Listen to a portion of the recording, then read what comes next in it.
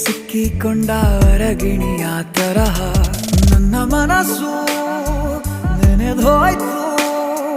ಸಂತೆಯಲ್ಲಿ ತಪ್ಪಿ ಹೋದ ಮಗು ತರಹ ಮನಸ್ಸು ಕಂಡ ಕ್ಷಣವೇ ಕಳೆದೋಯ್ತು.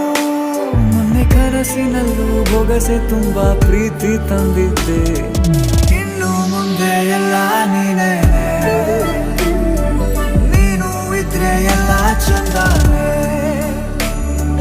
ನೀನೇ ನನ್ನ ಪ್ರತಿ ಮುಂಜಾನೆ.